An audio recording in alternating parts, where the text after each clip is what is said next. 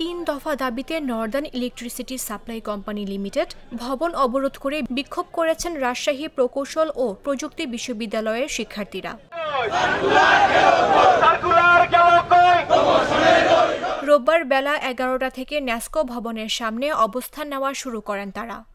এ সময় শিক্ষার্থীরা বলেন, ৩ দফা দাবি অনুযায়ী অ্যাসিস্ট্যান্ট ইঞ্জিনিয়ার পদে সরাসরি পরীক্ষার মাধ্যমে নিয়োগ দিতে হবে।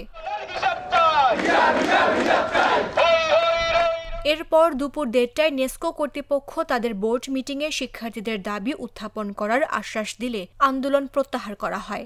নেসকোর নির্বাহী পরিচালক মোহাম্মদ সাইফুর রহমান বলেন, আমি আজকে রংপুর এসেছি। আমি স্পটে ছিলাম না। যতটুকু জানি রুয়েটের ছেলেরা এসেছিলেন। আমাদের চাকরি ডিপ্লোমার একটা কোটা আছে, তারা সেটি পরিবর্তন করতে চান। আমাদের এখন কোনো সার্কুলার নেই। এটি নিয়ে তারা আমাদের সঙ্গে কথাও বলেছেন।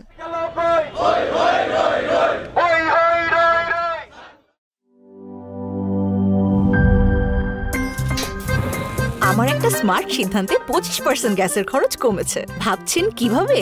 সাধারণ গ্যাস স্টোভ বদলে আমি এনেছি আরএফএল গ্যাস স্টোভ। এর সাইন্টিফিক নজল ও ব্রাস বার্নার ক্যাপ সমানভাবে তাপ ছড়িয়ে রান্না করে দ্রুত।